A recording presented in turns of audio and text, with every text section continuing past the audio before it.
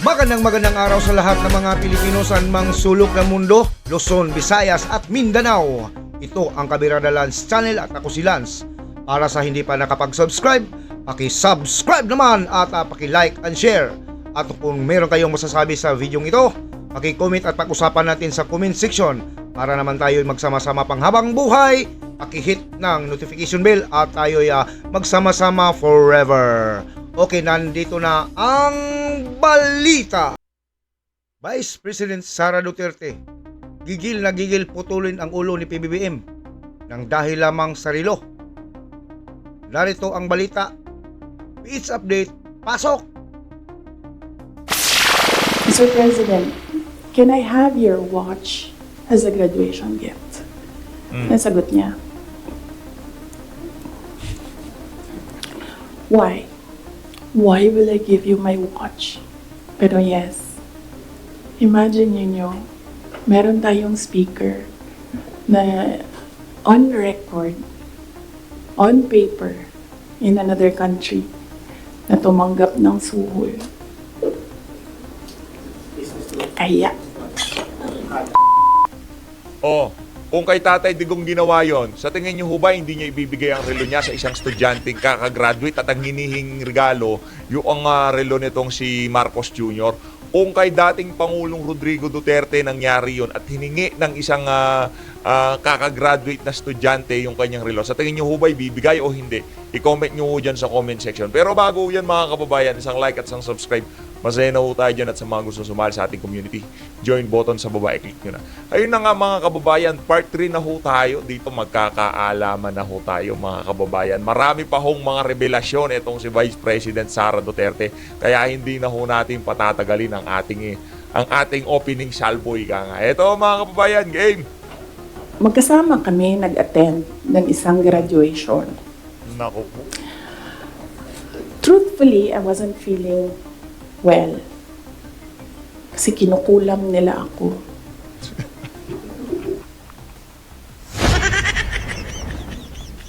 Talaga ang ginagamit na nila lahat ng pwede nilang gamitin laban dito kay BP Sara, pati kulang. Andiyan na sila ha. Umabot na sila sa kulam. Nagsama-sama na silang lahat. Oo. Kinukulam pa nila ako. Oo. So I wasn't feeling very well. Pero I had to go. Kailangan ko pumunta. Kasi para naman sa graduates yun. Hindi para sa akin yun. That's their happiest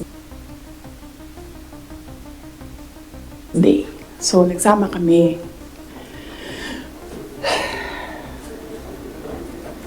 Nagsama kami. Katayo kami doon. And merong isang graduate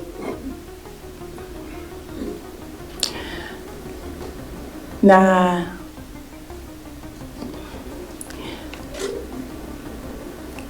alam nyo, para sa akin, there was some sort of inappropriateness sa ginawa ng bata. Pero bata ito eh. So ikaw din, meron ka din dapat sana sigurong pag-intindi kung saan nanggagaling yung bata. And ang reaction mo, ang response mo, should be so that the child will learn a lesson. So meron isang graduate. Ayan. Sabi nung graduate, Mr. President, can I have your watch as a graduation gift?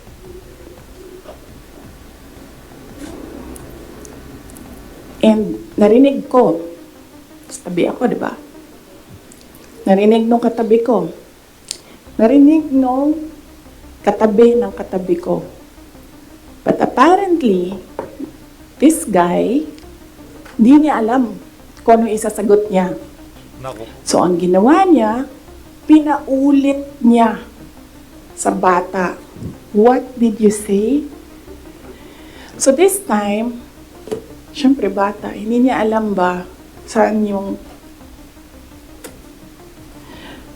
inulit ng bata, louder this time. Mr. President, can I have your watch as a graduation gift? Nasagot niya. Why? Why will I give you my watch? Ako, grabe ho tong presidente na to. Ano ho talaga sila eh, hindi ho talaga sila para sa tao, sa totoo lang. Kung kay Tatay Digong ho ginawa yon, malamang sa malamang, mabilis pa sa alas 4, uhubarin niya yan at bibigay niya dyan sa bata. Kasi yung mga relo ni Tatay Digong, pagisak-gisak lang yan eh. Di ba? Pero pwede naman nung sabihin na ganito ni Marcos Jr. doon sa bata eh. Alam mo, iho, magkakaroon ka ng ganitong relo pagka nakapambudol ka. Makukuha mo ito pagka nakapanloko ka ng mga tao. At that point, may sakit na ako. Wasn't feeling very well. Nandun lang ako, nakakatayo ako doon kasi may gamot ako.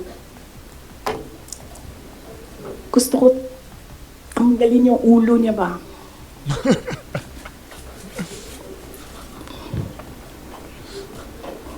I realized toxic na yung relationship. Okay. And it did not help na itong dalawang katabi ko, tumawa pa. Pinagtawanan pa nila yung bata.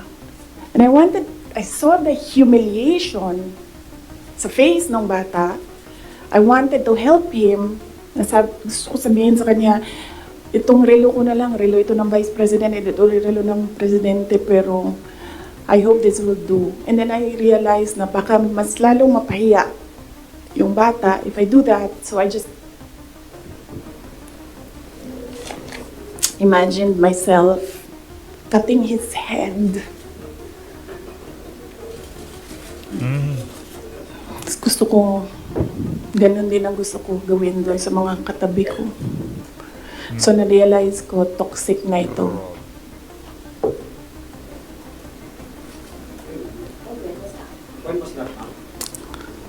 One of the graduation, hanapin niyo yung footage, makikita niyo doon yung mukha ko. Tsaka mukha niya. I-lip read niyo yung sinasabi niya. Why? Hanapin niyo yung footage, ma'am. Magtrabaho kayo konti, mag-research kayo. Gusto kasi nitong mga mainstream media nito, spoon feeding lagi eh. So, gusto ko sabihin sa kanya, bago ko tanggalin ang ulo mo, yung batang yan yung magpapakamatay para sa bayan natin. Nag-aral yan ng 4 na taon, naghirap yan ng 4 na taon, walang tulog araw-araw para mag-training kasi mamamatay yan para sa bayan natin. Grabe oh. Yan yung batang yan, ang mapuputulan ng daliri diyan sa fiasco ninyo sa West Philippine Sea. Sundalo. Ibig sabihin, graduate to naman. And then, I'll cut his head. So, doon, na-realize ko, toxic na, di ba? Ganyan na yung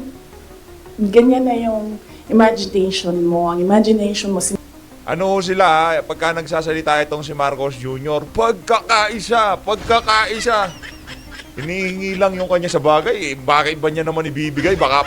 Baka 15 million yung relo niya na yon, baka 20 million yung relo niya.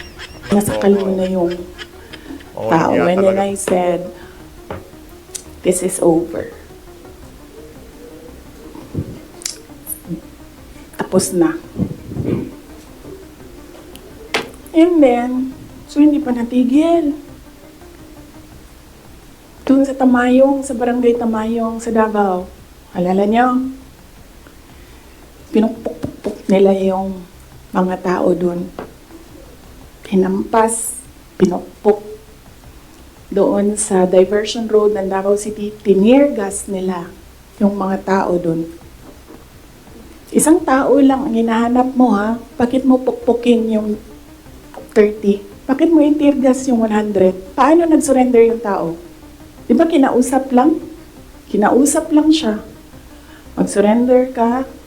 And then he said, okay, I will surrender. So anong purpose na pukpukin nyo? Yung tao na hindi naman niya alam na saan si Pastor Kibuloy, nandun lang siya, nagtatrabaho, dun siya nakatira. Anong purpose? Anong purpose na i-tear gas mo yung tao for expressing his desperation, his frustration, his anger? Para lang maghanap ng isang tao na in the end, paano nag-surrender? Kinausap. Nag-surrender siya.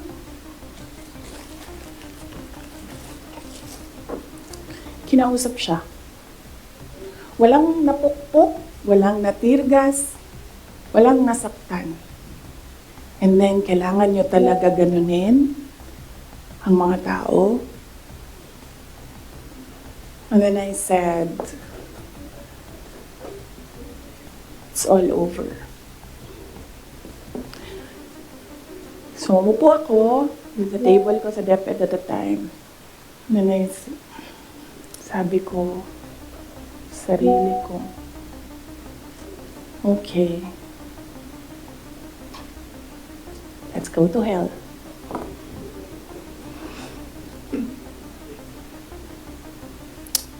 So, ano bang ginagawa nila? Balik tayo dun sa yung political reconciliation. Ang gusto nila, hindi ko sinasabi silang lahat ha, si Martin Romualdez lang. Ano, kay Martin Romualdez na tayo. Kaya na nga ba sinasabi natin? Ang gusto ni Martin Romualdez, mag-president. Nakita ko yan sa kanyang mata noong ilang oras na tayo? 1 hour and 31 minutes na yun nandito.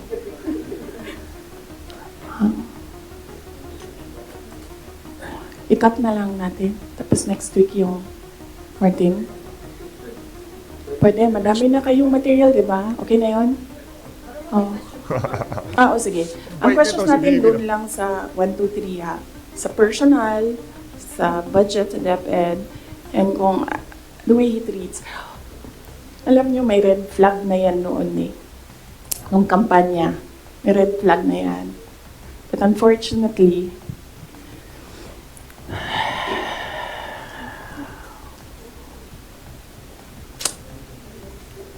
hindi ko naisip na ganun kalala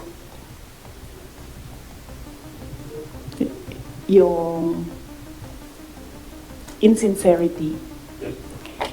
Nangangampanya kami. So pag nangampanya ka, meron talaga yan. Natural yan na magdala ng papel. Ganito. Pag ikaw politiko ka, alam mo na yan. May magdadala yan ng papel.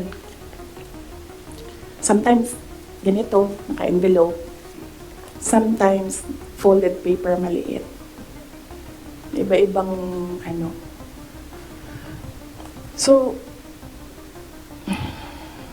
daming tao. May isang matandang babae. Dala siya. Tiningnan niya. Ayaw niya tanggapin. Ayaw niya kunin yung papel. So, ang ginawa ko, para that person will not feel bad, sabi ko, ako na lang. Ginawa ko. Mabilis lang kasi yun. Kasi, yan motorcade. So, mabilis yan. Pag ganon, gumanon, ginanon, ko na lang. Tapos, tinanong ko, may number? Sabi niya, meron. Pag politiko ka, alam mo na yan dapat, diba? So, doon sa truck, binasa ko. 1 page lang naman, binasa ko. Simple. Request of 5,000 pesos for livelihood. Tumingin siya sa akin. Sabi ko, ako nang bahala nito. Maliit lang na bagay ito. ko na. Sabi niya, okay, sige. Yan lang.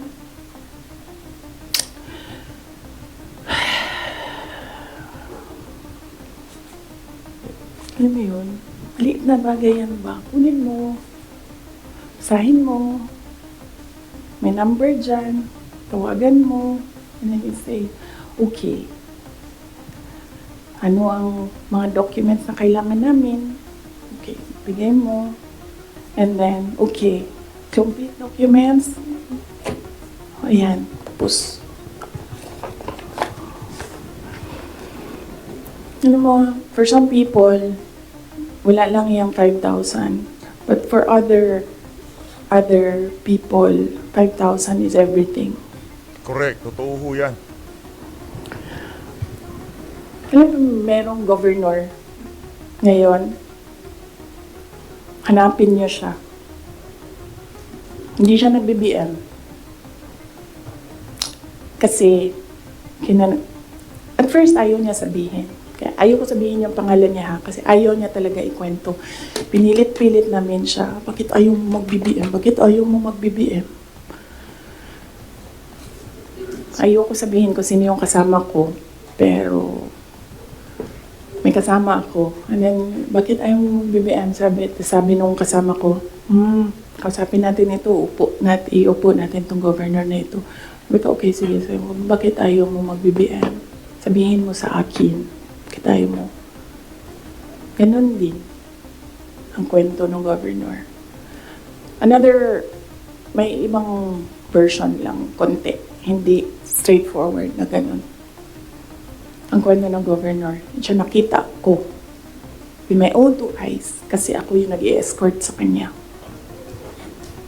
And for that reason, hindi ako mag-BBM. Okay, na sabi ko sa kanya, okay, di na magsara ka na lang. And sabi niya, sige, ikaw walang problema. Sorry.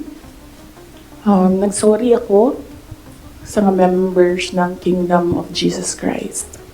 Kasi I asked them to support President Marcos during the elections. And individually, kapag merong lumalapit, nagsasabi na, we are in this shit hole because of you. And sinasabi ko din, I'm sorry. I'm sorry, but sabi ko sa kanya, kung bigyan ako ng Diyos ng pagkakataon, yan lagi yung sagot ko. Kung bigyan ako ng Diyos ng pagkakataon, bawiin ko lahat yan. Hindi ko bawiin yung nangyari, bawiin ko yung dapat para sa bayan. Alam niyo, next week na lang yung kay Martin. Pero si Martin talaga is an embarrassment for the Philippines in the global stage. Kakahiya. Next week na lang or next week after Sige, Undas. next week na lang. Abangan After ho natin Undas, next week. pag-start ng house. No? Pwede. Pagbalik ng house. Kasi I think nakabakasyon pa sila lahat. Ma'am,